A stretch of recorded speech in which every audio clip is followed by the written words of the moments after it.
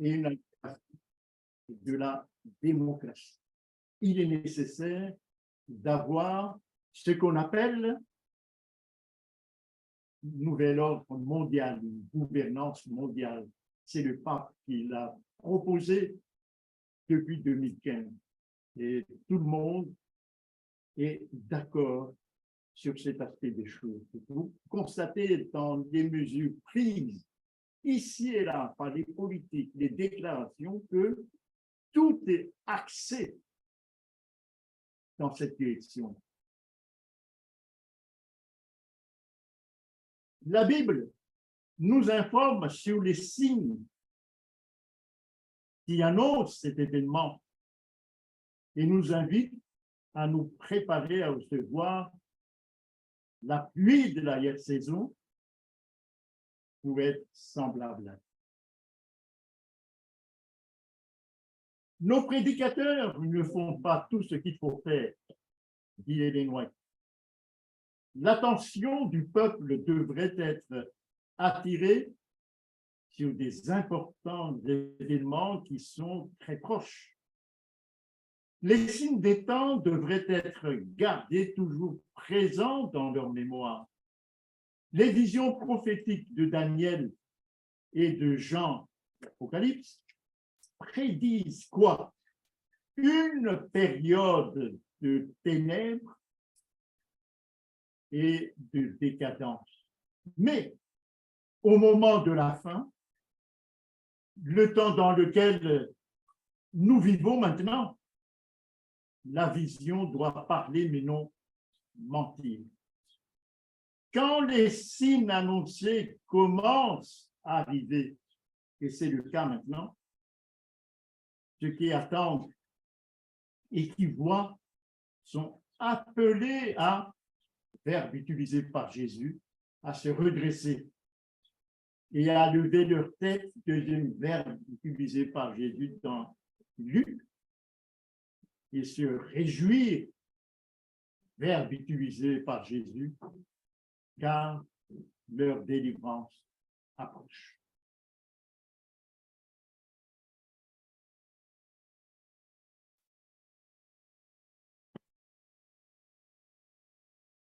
On a dit tout à l'heure que il y aura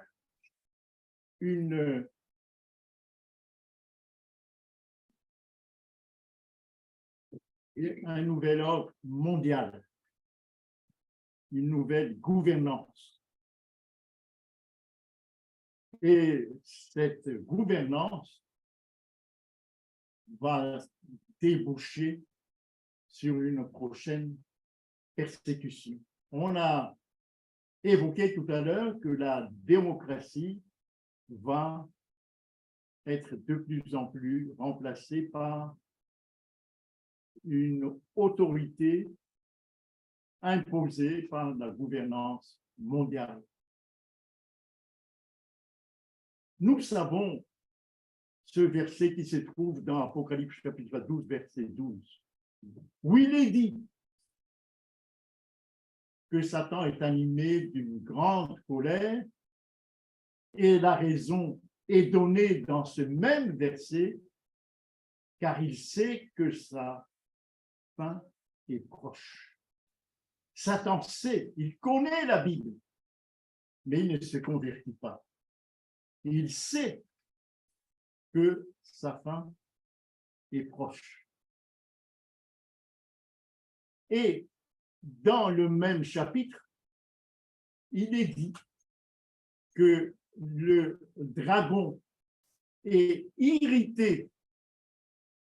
C'est dans le même chapitre et le verset 17, irrité contre qui? Contre la femme, c'est-à-dire l'Église, et fait la guerre au reste. Ça veut dire qu'il n'y a qu'un reste, un petit nombre, au reste de sa postérité. Satan est irrité contre ce reste. Il veut éradiquer ce reste. Et comment la Bible caractérise ce reste? Ce reste est caractérisé par deux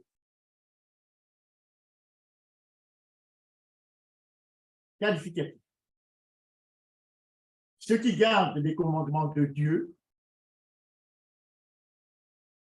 première caractéristique de ce reste, et deuxième caractéristique de ce reste, et qui ont le témoignage de Jésus. Alors, la Bible, ce qui caractérise ce livre, c'est que la Bible s'explique elle-même. Ici, juste un exemple, mais ailleurs, c'est rempli. On peut citer plusieurs exemples. Qu'est-ce que cela veut dire, le témoignage de Jésus? Alors, le témoignage de Jésus, dans le même livre de l'Apocalypse, Apocalypse chapitre 19, verset 10, c'est l'esprit de prophétie. Donc, au temps de la fin, c'est le temps que nous vivons maintenant et qui a commencé depuis 1844, selon Daniel, le temps de la fin a commencé depuis 1844. On a besoin d'un guide inspiré qu'on appelle l'esprit de prophétie. Dieu a suscité une prophétesse en la personne d'Ellen White pour nous conduire jusqu'à la fin. Nous conduire, par exemple, sur la manière de manger. On a évoqué tout à l'heure dans l'école du sabbat que ce qui caractérise le temps de la fin, c'est le manger et le boire. Et c'est pour cela que Dieu, connaissant l'interaction spirituelle entre le manger et la spiritualité, a donné des conseils judicieux et qui sont vérifiés par les autorités actuelles sur le manger et le boire, puisque ça affecte la spiritualité et partant, ça affecte notre foi. Ça affecte notre foi dans l'attente. Non seulement donc sur le chapitre du manger et du boire, mais un chapitre qui de plus en plus me fascine, vu l'actualité dans les médias aujourd'hui, l'éducation. Tout un livre sur l'éducation. Et pour ceux parmi nous qui avons des enfants, je vous conseille vivement de lire et de relire ce livre sur l'éducation. Parce que l'actualité nous montre l'importance de l'éducation aujourd'hui. Ensuite, Jésus nous dit dans Jean chapitre 15, il nous révèle que le monde vous hait. Et il donne la raison parce que vous n'êtes pas du monde et que je vous ai choisi, dit-il dans Jean chapitre 15. Il donne la raison. Et ça, c'est extrêmement caractéristique de la mentalité sociale. Et si vous écoutez les nouvelles aujourd'hui, les questions, aujourd'hui en France, mais c'est partout ailleurs, aux États-Unis, en Angleterre, en Suède, partout, on veut exclure le corps étranger dans la société, les étrangers. Vous voyez, ça pose un problème. Si vous écoutez la politique française, le corps étranger, on veut l'exclure. Et sur le domaine de la spiritualité, à la fin, Jésus nous a dit que Le monde vous hait. Pourquoi? Parce que vous êtes un corps étranger au milieu du monde. Parce que vous n'êtes pas du monde, vous êtes un corps étranger. Et surtout, et que je vous ai choisi. Je vous ai choisi.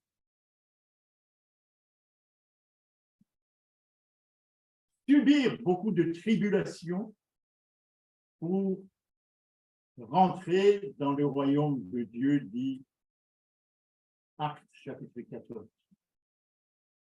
Pour rentrer dans le royaume de Dieu, Actes chapitre 14, verset 22 dit qu'il faut subir beaucoup de tribulations.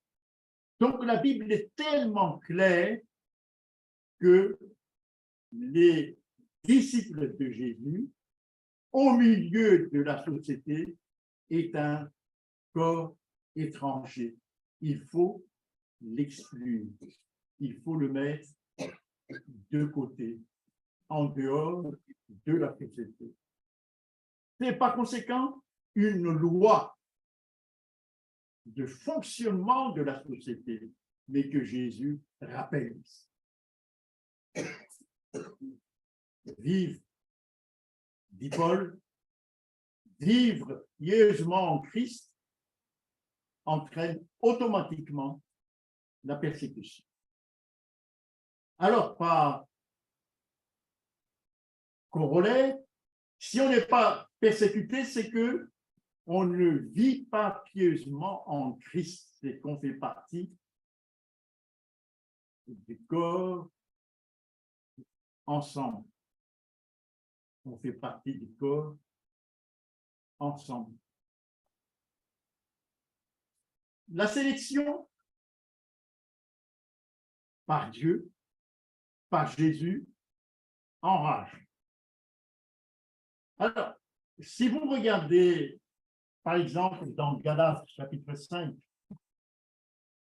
la majorité est décrite dans Galates chapitre 5, versets 19 à 21. Ça, c'est le corps majoritaire. Voici le corps majoritaire, la majorité. Galates chapitre 5, versets 19 à 21. Les œuvres de la chair sont manifestes. Ce sont l'impudicité, l'impureté, la dissolution, l'idolâtrie, la magie, les inimitiés, les querelles, les jalousies, les animosités, les disputes, les divisions, les sectes, l'envie, l'ivrognerie, les excès de table et les choses semblables. Je vous dis d'avance, comme je l'ai déjà dit, que ceux qui commettent de telles choses n'hériteront point le royaume de Dieu. Voilà le corps social majoritaire.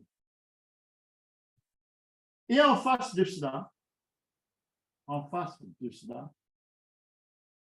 il y a notre corps.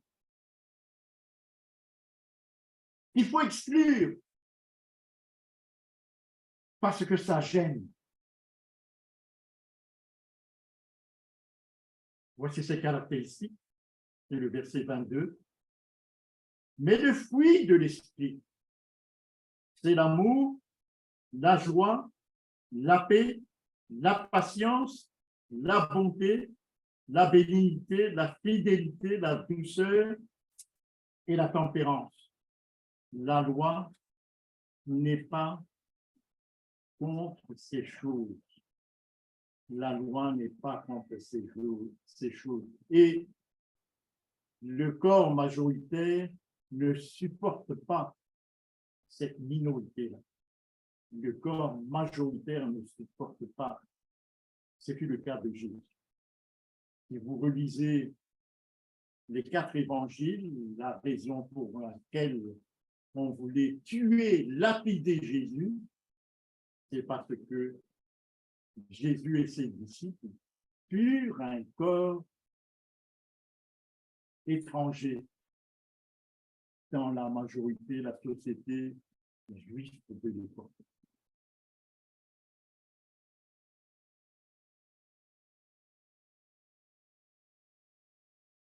Il y a donc deux camps.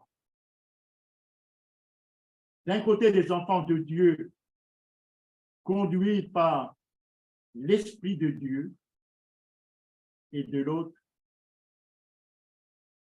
sont conduits par Satan. Ce sont les enfants de rébellion. Alors, qu'est-ce qui fait la différence entre ces deux classes? Qu'est-ce qui fait la différence? Alors, nous sommes au dernier repas de Jésus avec les disciples, le dernier repas. Judas vient de sortir et Jésus informe qu'il ne restera pas avec les disciples. Il le dit tout de suite dès que Judas est sorti. Et Pierre demande, Seigneur, où vas-tu? Pierre est angoissé. Il s'aperçoit que un des disciples, un des plus importants, puisque c'est le trésorier de l'équipe, est sorti et va trahir Jésus. Et Jésus dit, je m'en vais. Et Pierre est angoissé. Seigneur. Vous voyez, l'atmosphère est lourde ce soir-là. Il dit, et désormais donc, l'angoisse tourne autour du consolateur, désormais qui va consoler les disciples. Il y a juste 2 jours, si vous lisez les évangiles, Jésus a ressuscité Lazare et a consolé les 2 sœurs, Marthe et Marie. Qui va maintenant nous consoler si tout en va? Et si des accidents de ce genre, il y a 2 jours, va nous arriver? Les disciples sont très angoissés. Et c'est à ce moment-là que Jésus leur révèle l'autre consolateur. Et il va leur préciser ce qu'est cet autre consolateur. Tout ceci se trouve dans Jean chapitre 14. Il dit, le consolateur, le monde ne le voit point. Donc il est invisible. Première caractéristique, il est un esprit. Il l'appelle esprit de vérité. Il est invisible, un esprit de vérité. Le monde ne le connaît pas. Le monde ne le connaît pas parce que le monde ne le reçoit pas, ne le connaît pas. Le monde est étranger à l'esprit de vérité. Mais il dit, vous le connaissez. Ah bon, vous le connaissez? Et Jésus va préciser pourquoi les disciples vont le connaître. Il va dire que le consolateur, c'est lui-même. Et les disciples connaissent Jésus. C'est lui-même. Il précise, il sera en vous. Il ne sera pas comme moi à côté de vous. Non, il sera en vous. Et c'est pour ça qu'il dit, vous le connaissez. Il dit, je ne vous laisserai pas orphelin. Vous remarquez ici le pronom personnel,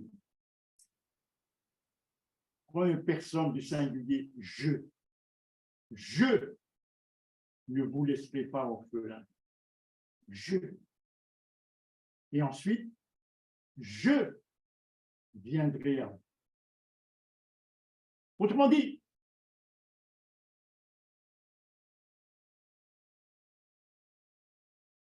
il le précise, l'Esprit Saint que le Père enverra. Il le dit. Donc, c'est sous l'ordre du Père que cet Esprit Saint va être en vous. Et il dit encore, je m'en vais et je reviens vers vous. Je m'en vais. Tel que vous me voyez là maintenant, je vais monter au Père, mais je reviens en vous sous forme d'esprit. Et il précise, toujours avec le pronom personnel, comme une personne du singulier, je vous reverrai. Par conséquent, il est clair que le Saint-Esprit, c'est Jésus lui-même. Le Saint-Esprit, c'est Jésus lui-même.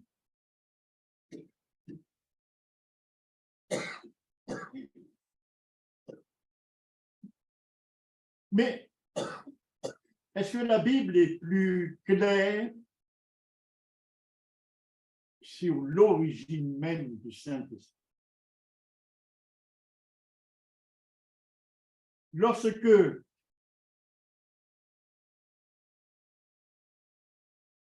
Jean évoque la relation entre Dieu et le Saint-Esprit dans Jean 3, chapitre 34, voilà ce qu'il dit. Jean, chapitre 3, verset 34. Jean, chapitre 3, verset 34.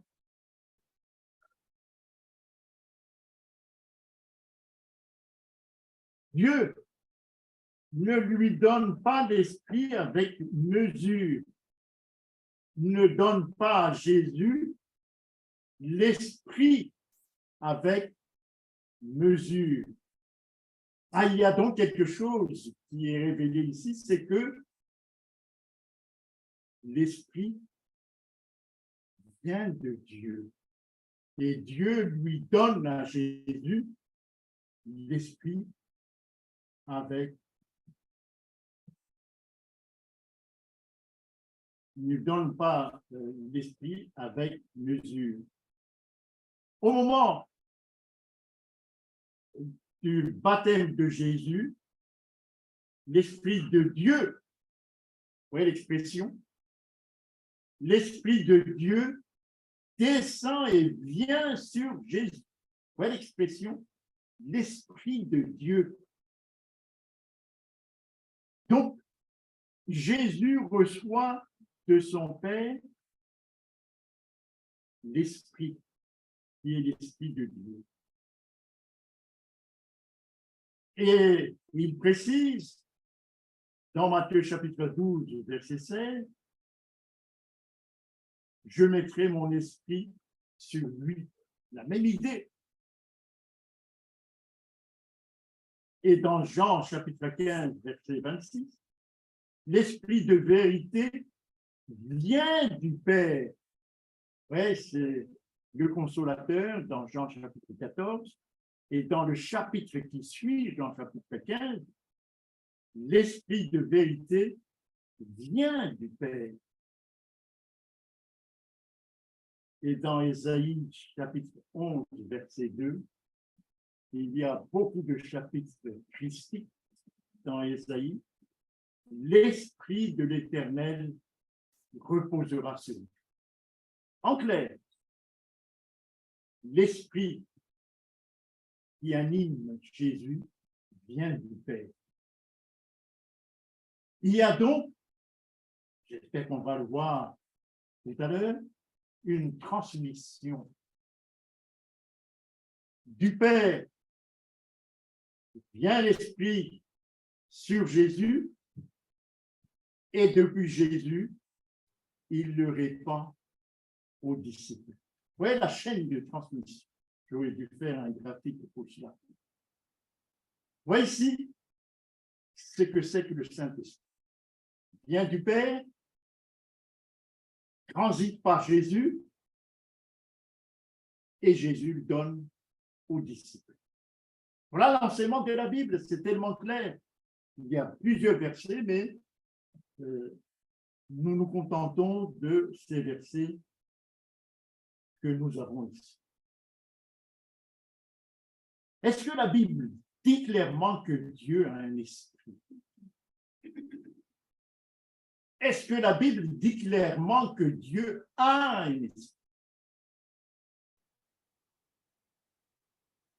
Et que cet esprit porte le nom de l'Esprit de Dieu. Dans 1 Corinthiens chapitre 2, 1 Corinthiens chapitre 2,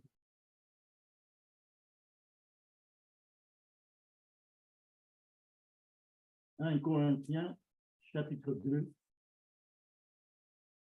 et le verset 9 à 12. Je lis d'abord le verset 9. Mais, comme il est écrit, ce sont des choses que l'œil n'a point vues, que l'oreille n'a point entendues, et qui ne sont point montées au cœur de l'homme, des choses que Dieu a préparées pour ceux qui l'aiment. Ça, c'est l'œuvre du Saint-Esprit dans le cœur humain. L'oreille n'a jamais entendu.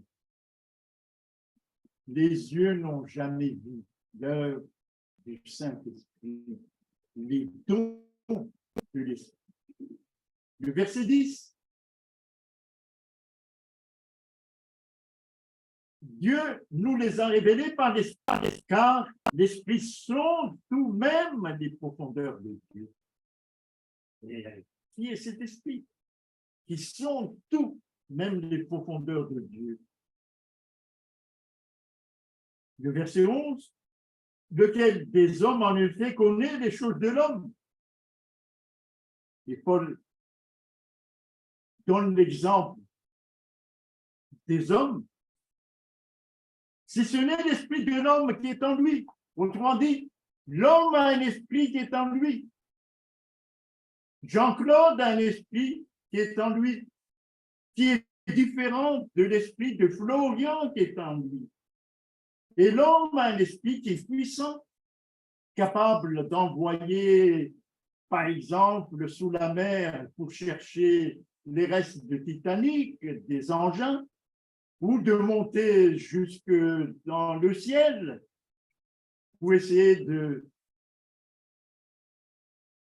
chercher quelque chose sur Mars. Voilà l'esprit humain. Mais Dieu a un esprit plus puissant que cela. L'esprit humain est limité l'esprit humain est limité, même si l'esprit humain est puissant, dit Paul. De même, personne ne connaît les choses de Dieu si ce n'est l'Esprit de Dieu. Donc, Dieu a un esprit, dit Paul, comme chaque homme a un esprit qui lui est propre. Mais l'esprit humain, bien que puissant, on assiste à cette puissance de l'esprit humain, est limité. Le Saint-Esprit qui vient de Dieu est beaucoup plus puissant. Voilà ce que dit la Bible. Voilà ce que dit la Bible. Or, verset 12, or, nous n'avons pas reçu l'esprit du monde, mais l'esprit qui vient de Dieu, sous-entendu, par le truchement de Jésus, le canal pour recevoir l'Esprit de Dieu. Voilà la chaîne de l'Esprit et l'Esprit de Dieu. Par exemple, Christ nous donne son Esprit, qui est lui-même dans 1 Jean 4, verset 14. La chaîne. 1 Jean 4, 1 Jean 4 et le verset 13. Nous connaissons que nous demeurons en lui et qu'il demeure en nous en ce qu'il nous a donné de son esprit. Voilà la chaîne. Jésus nous donne de son esprit. Il est clair qu'à la lumière de ces versets, l'évidence nous montre que la Bible ignore absolument la Trinité. Vous voyez, si on s'attache à ces textes, on s'aperçoit que la Bible ignore clairement la théologie de la Trinité. Si les gens prennent la peine d'approfondir la parole de Dieu, ils vont s'apercevoir que la Trinité n'est pas biblique. Alors, la Bible parle de deux sortes d'esprits. D'un côté, l'esprit de vérité, et de l'autre, l'esprit de l'erreur. Il y a donc deux sortes d'esprits. La Bible est très nette, utilise ces expressions-là.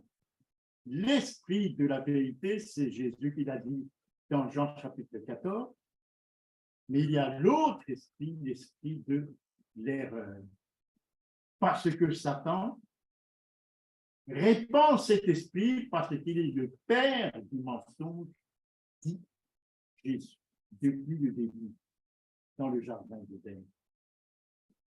Le cœur est le siège soit du Saint-Esprit, qui libère, soit de Satan, qui esclavage,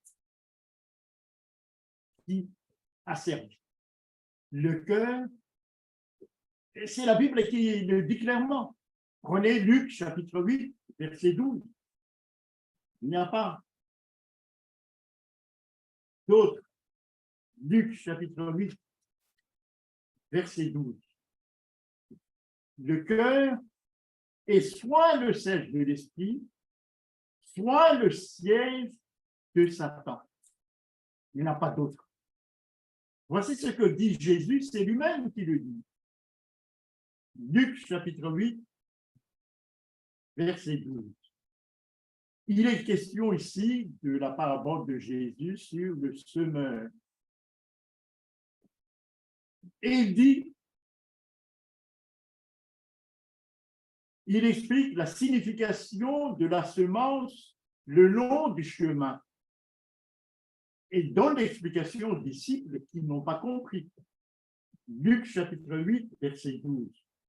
Ceux qui sont le long du chemin, c'est-à-dire la semence, ce sont ceux qui entendent.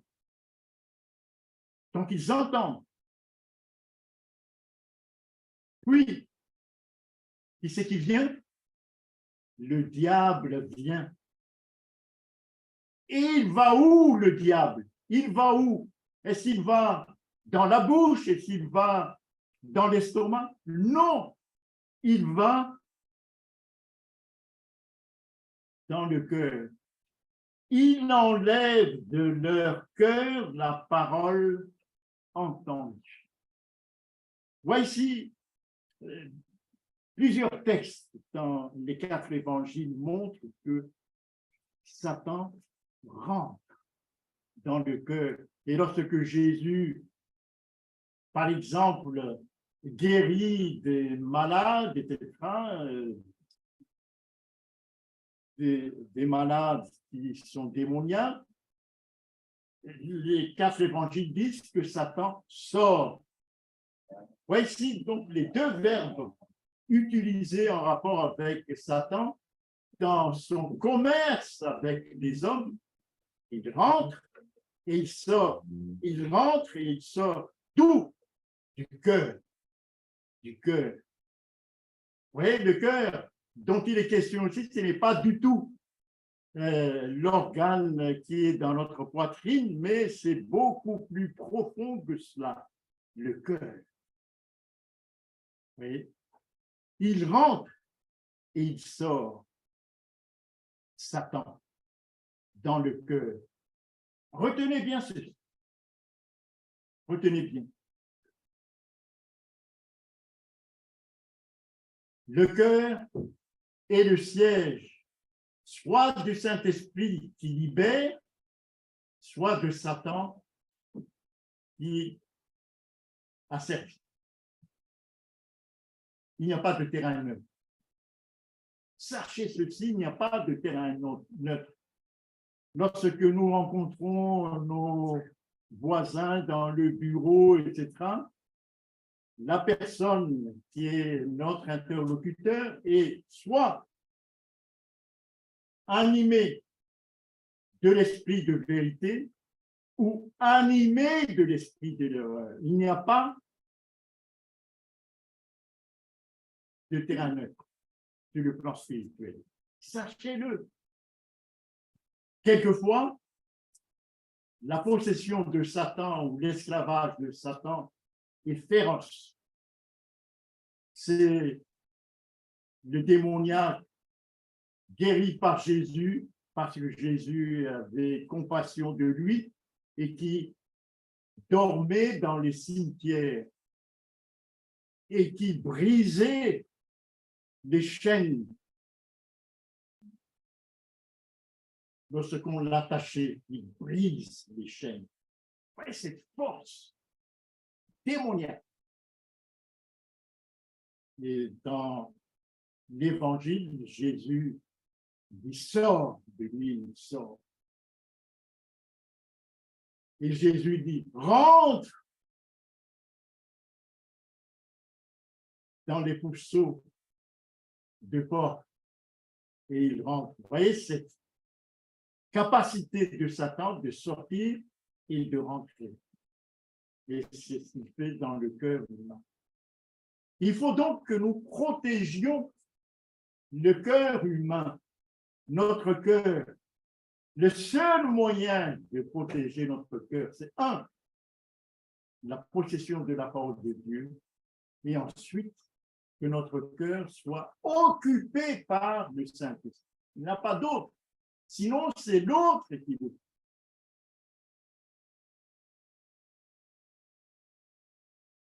Alors, l'homme qui est esclave de Satan est enchaîné. Il est vendu au péché. Il ne fait pas ce qu'il veut. Il est esclave. Il ne fait pas ce qu'il veut. Il est esclave. Il n'a pas le pouvoir de faire le bien. Il est esclave. Il fait le mal qu'il ne veut pas. Il est esclave. Il est captif de la loi du péché. Il est esclave. Le mal est attaché à lui quand il veut faire le bien. Il est esclave. C'est ça l'esclavage de Satan. Lorsque l'homme permet que Satan domine sur son cœur. Pas contre l'esprit. L'esprit lui-même rend témoignage à notre esprit que nous sommes enfants de Dieu. Autrement dit, nous sommes libres, enfants de Dieu. mais qui rend témoignage, c'est l'esprit qui est dans notre cœur. C'est l'esprit de vérité qui est dans notre cœur. Et l'homme libéré et affranchi de l'esclavage du péché, de la loi du péché et de la loi de la mort. Affranchi, libre. Libre. Et il reçoit un esprit d'adoption par lequel il appelle Dieu Abba Père. Vous voyez, il est libre. Dieu est devenu son Père. Ce n'est plus l'autre qui domine sur lui. Il est affranchi de la servitude de la cause. Alors, vers le temps de la fin, la Bible évoque le Saint-Esprit et utilise l'image, la pluie de l'arrière-saison, vers le temps de la fin. Mais c'est une image qui se trouve déjà dans l'Ancien Testament. Déjà dans l'Ancien Testament. La pluie de l'arrière-saison mûrit la récolte pour la moisson finale. Voilà la densité de cette expression, la pluie de l'arrière-saison. C'est pour mûrir la récolte au moment juste avant la moisson finale. Alors, on rencontre, comme j'ai dit, dans l'Ancien Testament, cette notion de pluie de l'arrière-saison. Dans Exode chapitre 11, Deutéronome chapitre 11, pardon, Deutéronome chapitre 11, le verset 13. Voici les conditions pour recevoir la pluie de l'arrière-saison, déjà dans l'Ancien Testament. Première condition, si vous obéissez à mes commandements. Donc, cela veut dire être libre, non pas être esclave de l'autre, pour pouvoir obéir à ses commandements. Si vous aimez l'Éternel, votre Dieu. Mais qu'est-ce que cela veut dire, aimer l'Éternel Dieu? C'est Jésus qui nous le rappelle dans Marc, chapitre 12, je crois. Marc, chapitre, qu'est-ce que ça veut dire aimer l'Éternel? Marc, chapitre 12, et le verset 30. Réponse de Jésus à une question des scribes. Verset 29. Écoute, et vous mettez à la place d'Israël votre prénom ou votre nom. Écoute, Henri. Écoute qui? Écoute, Henri, le Seigneur, ton Dieu. Et je rejoins l'original ici, qui, dans ce qui est écrit ici, c'est déjà une théologie. Ce n'est pas l'unique Seigneur, non. Ça, c'est déjà la théologie. Ce qualificatif l'unique, c'est préparatif à la qualification de la Trinité. Non, l'original est le suivant. Écoute, Henri, le Seigneur notre Dieu, le Seigneur est un. Et dit l'original dans Deutéronome chapitre 6, verset 4.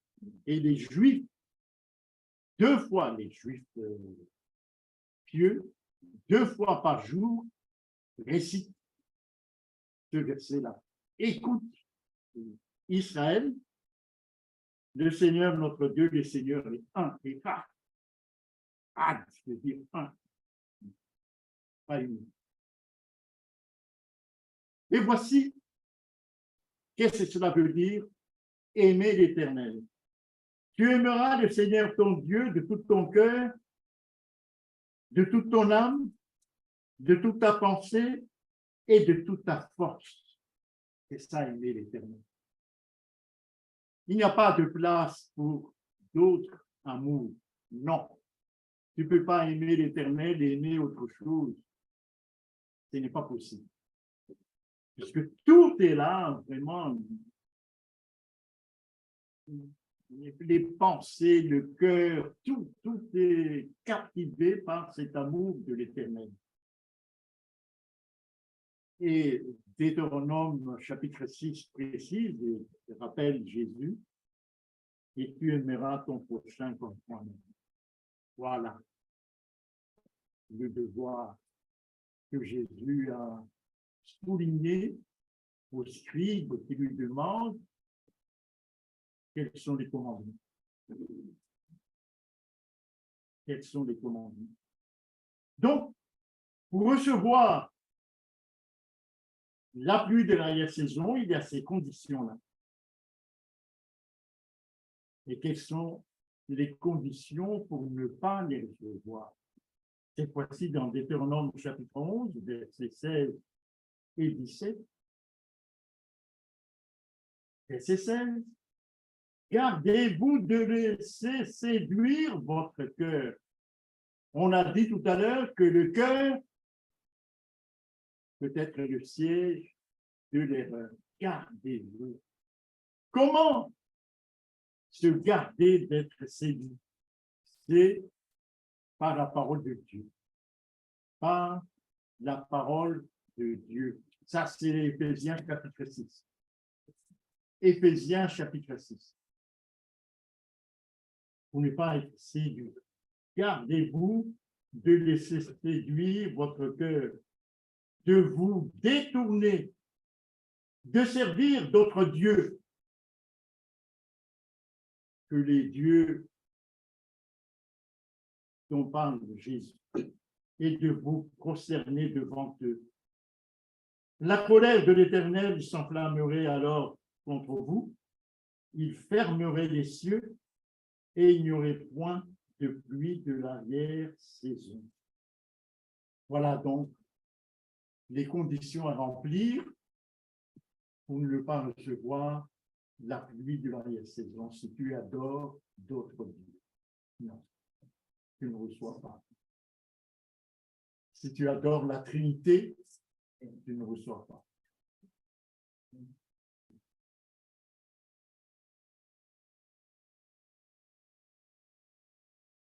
Alors, il y a ce schéma-là qui est devant vous. Il y a ce schéma que je commande rapidement. Ce schéma, il va s'afficher là. On va commenter ce schéma que j'ai tenu à tracer ici. C'est biblique. Tous ces chiffres-là sont bibliques. Alors, le 50, d'abord, le 50 qui est en haut.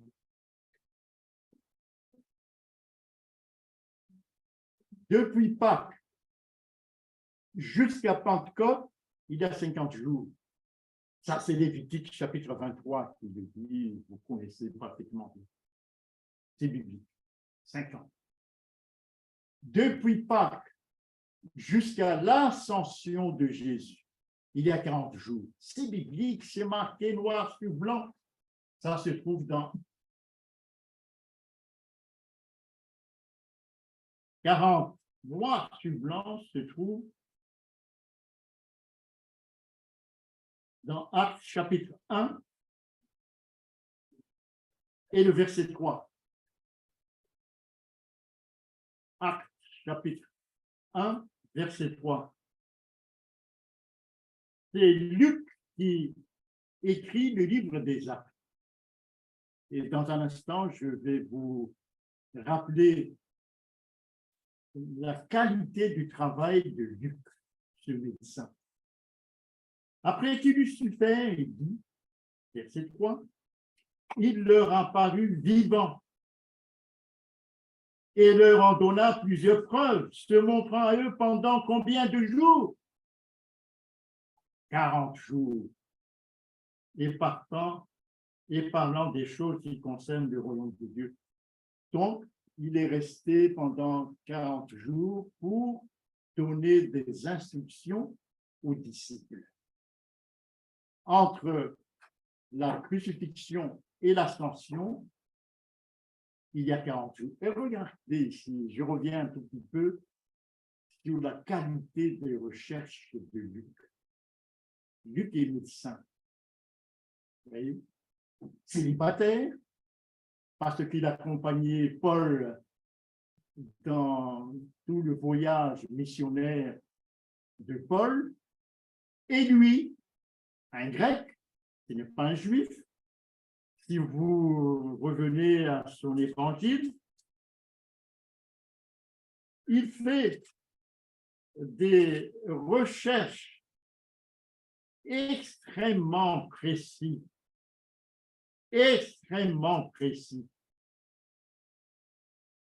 Dans Luc chapitre 1. Luc chapitre 1, regardez la qualité de ces recherches. On dirait il a un esprit occidental, mais non pas oriental.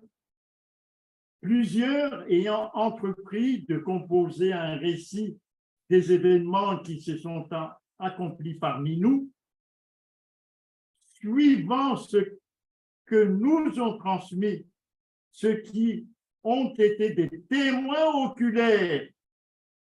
Ici, il est allé chercher des témoins oculaires dès le commencement et sont devenus des ministres de la parole. Donc, ils ne passent pas par des intermédiaires, mais des témoins oculaires. Il m'a aussi semblé bon, après avoir fait des recherches exactes, témoins oculaires, recherche exacte des 40 jours-là. Sur toutes ces choses depuis leur origine et de te les exposer par écrit d'une manière suivie. Excellent Théophile. Et le livre des Actes, c'est aussi la deuxième partie de ces écrits. J'aime beaucoup Luc. Il y a deux écrits que j'aime beaucoup, bien sûr. Il y a Jean, les écrits de Paul, par exemple, l'Épître aux Romains, et ce que Luc écrit, puisque si vous lisez l'Évangile de Luc, si vous lisez l'autre livre de Luc, les Actes, il y a des précisions extraordinaires pour que cette vérité à laquelle il s'attache soit éclatée. Voilà le 40. Vous voyez? Voilà le 40. Il a fait des recherches exactes. 40. Alors, j'ai tenu à faire ce graphique. Et le 10, cette fois-ci, c'est n'importe quel enfant peut faire la différence. 50 moins 40 égale à combien? Égale à 10. Voilà le 10. Donc, cela veut dire qu'entre Pentecôte et l'Ascension, il y a seulement combien de jours? 10 jours, c'est peu 10 jours. C'est comme la semaine dernière, 10 jours. Et revenons à Actes, chapitre 2. Actes, chapitre 2, verset 38. Actes, chapitre 2, verset 38. C'est à Pentecôte. Actes, chapitre 2, verset 38. C'est à Pentecôte. Pierre répond à cette question. Il vient de recevoir le Saint-Esprit, il est animé du Saint-Esprit, il n'a plus peur. Il n'a plus peur. Et devant des Juifs qui lui posent la question, que ferons-nous? Réponse de Pierre, il n'a pas peur. Repentez-vous. Et que chacun de vous soit baptisé au nom de Jésus-Christ. Il n'a pas dit au nom du Père, du Fils et du Saint-Esprit. Non. Pourquoi? Il sait que il y a 50 jours, il sait que c'est Christ qui est mort sur la croix, mais non pas le Père, le Fils et le Saint-Esprit. Il le sait. Il y a 50 jours, il n'oublie pas. Repentez-vous et que chacun de vous soit baptisé au nom de Jésus pour le pardon de vos péchés. Ce n'est pas le Père, le Fils et le Saint-Esprit. Non. Et vous recevrez le don du Saint-Esprit. Alors, ce petit verset-là contient ce que j'ai appelé ce matin l'évangile éternel. Contient l'évangile, la justification par la foi, la sanctification et la glorification. Tout est là. C'est l'évangile éternel. Vous voyez donc, dénaturer la parole de Dieu et ces schémas-là. Vous voyez, Pierre, il y a juste 10 jours qu'il a entendu Jésus dire, Matthieu chapitre 28, verset 19, se faire baptiser au nom de qui? Du Père, du Fils et du Saint-Esprit. Il y a juste 10 jours. Est-ce que Pierre aurait oublié ce que Jésus a dit il y a 10 jours? Pierre qui a renié Jésus 3 fois et à qui Jésus a demandé 3 fois, Pierre, m'aimes-tu? Pierre, m'aimes-tu? Pierre, m'aimes-tu? Il était triste. Pierre. Vous voyez ici, donc, il y a un problème ici entre ces deux versets. Actes chapitre 2, verset 38 et Matthieu chapitre 28, verset 19. Comment l'Église primitive a résolu ce problème? Parce que nous devons regarder ce que l'Église primitive a résolu le problème. Eh bien, c'est facile. L'Église primitive a résolu ce problème tout simplement en laissant de côté Matthieu chapitre 28, verset 19. En laissant de côté, qu'est-ce qu'ils ont fait? Ils ont tous baptisé au nom de Jésus. Si vous lisez le livre des Actes, voilà, j'ai extrait ici quelques exemples, Paul, etc. Recherche exacte, dit Luc. J'ai fait des recherches exactes, dit Luc. Voyez, ici, c'est tellement clair, la parole de Dieu, les amis. Si on est honnête de cœur, la parole de Dieu est tellement simple, les enfants le comprennent facilement. J'ai demandé tout à l'heure à Elian juste une question enfantine, il répond simplement. C'est simple, ce n'est pas de la haute mathématique, de la haute théologie. Mais malheureusement, les hommes font de la théologie. C'est pour ça que les gens qui font de la théologie, il ne faut pas les écouter. Je vous déconseille vivement de les écouter. Ils vous trompent. Ils parlent selon l'erreur insufflée par l'adversaire.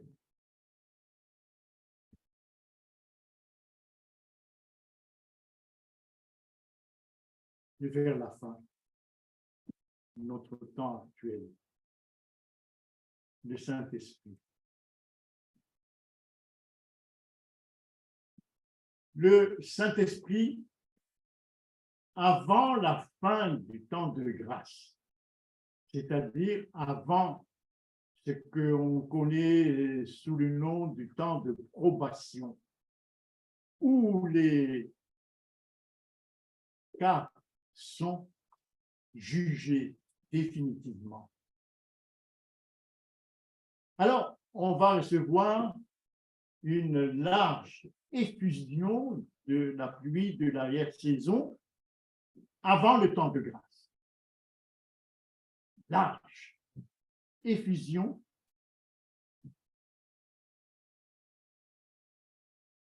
de la pluie de l'arrière-saison avant la fin du temps de grâce.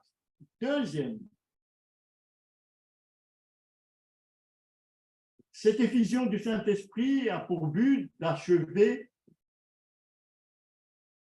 l'œuvre du Saint-Esprit en nous, afin d'être semblable à lui. Ce qualificatif semblable à lui, c'est dans la Bible.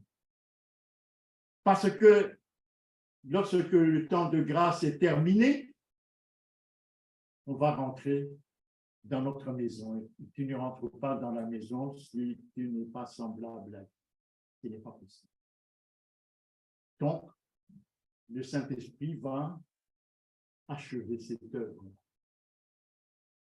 Et la théologie protestante et catholique dit, et même adventiste, j'ai cité ce matin des noms archi connus, il y a des francophones dedans, Zucher, Dédren, les professeurs actuels, etc. Ils disent l'homme est pécheur jusqu'à la fin. Donc, à son péché, c'est un état qu'il hérite depuis la chute d'Adam. Il hérite ça, c'est dans son cœur. Et lorsque la fin est terminée, en une fraction de seconde, cet état va dissoudre. Et il va rentrer dans le ciel. Ça, c'est l'enseignement catholique adventiste actuel. Ce n'est pas ça. L'enseignement de la Bible. L'enseignement de la Bible, c'est le suivant. On se répand. Ensuite, on se fait baptiser. Ensuite, je suis en train de parler de Actes chapitre 2, verset 38. Ensuite, il y a le pardon. Ce pardon, c'est ce que Paul appelle justification par la foi. Mais pour cela, il faut passer par deux étapes. Un, se repentir. Deux, se faire baptiser au nom de Jésus. Et tu es justifié gratuitement par la foi de Paul. Justifié, c'est une justification instantanée. Dès que tu sors du baptême, de l'eau, tu es déclaré juste. Mais attention, cette fois-ci, Actes chapitre 2, verset 38 se termine par « Et tu recevras quoi? Le Saint-Esprit. » Mais à quoi ça sert cette dernière partie? Puisque cette fois-ci, le Saint-Esprit va nettoyer ton cœur pour que tu puisses avancer dans la sanctification. C'est ce que les théologiens appellent la justification impartie. Nettoyage. Chaque jour, on avance, et puis cette œuvre s'arrête. À la fin du temps de probation. Voilà l'évangile. Voilà ce qui est Actes chapitre 2, verset 38. C'est pour ça que j'insiste beaucoup pour les uns et les autres, pas seulement ici, mais ailleurs. Faites-vous baptiser comme dans l'Église primitive, faites-vous baptiser si vous voulez être justifié. Il n'y a pas d'autre moyen. Sinon, vous ne serez pas justifié. Ce n'est pas possible. Et c'est gratuit. C'est gratuit. Sinon, vous êtes sur cette terre. Ensuite, vers les temps de la fin, le Saint-Esprit se manifeste par des dons spirituels spectaculaires. Ça va venir, les amis. Ça va venir, les dons spirituels. Je vous recommande de lire, par exemple, Marc, chapitre 16. Marc, chapitre 16, ça va venir. Il faut patienter. À partir du verset 18, c'est le dernier discours de Jésus avant de monter au ciel, 40 jours après sa crucifixion. Verset 17. Voici les miracles qui accompagneront ceux qui auront cru. En mon nom, ils chasseront les démons. Hey, ça va venir. Ils parleront de nouvelles langues. Ça, c'est déjà venu dans le livre des Actes. Ils saisiront des serpents. Ils saisiront, par exemple, Satan pour le faire sortir. Et s'ils boivent quelques breuvages mortels envoyés par l'adversaire, il ne leur fera point de mal. Ils imposeront les mains aux malades, les dons spirituels, 1 Corinthiens chapitre 12, et les malades seront guéris. Voilà, par conséquent, ce qui va venir bientôt pour soutenir ce que Jean appelle dans Apocalypse chapitre 18 le grand cri. Parce que lorsqu'on reçoit la plus dernière saison vers la fin, on est poussé pour proclamer un grand cri. Assistance pendant la proclamation du grand cri. Ça, c'est Apocalypse chapitre 18, verset 2. Du message des 3 anges, mais surtout le message du 4e ange. Et ce message du 4e ange est particulier dans Apocalypse chapitre 18. Dénoncer les erreurs de Babylone. Oui, s'il y a des messagers qui hésitent pour une raison ou pour une autre de dénoncer les erreurs de Babylone, ils ne participent pas au grand cri. Ils ne participent pas au grand cri. Ensuite, le Saint-Esprit, à la fin, nous assure de son soutien au milieu de la persécution. Nous assure de son soutien au milieu de la persécution. C'est Jésus qui le dit. Si vous êtes devant les tribunaux, dit-il, ne méditez pas sur la manière dont vous allez vous défendre. Non, c'est le Saint-Esprit qui va vous inspirer pour soutenir vos défenses devant le tribunal.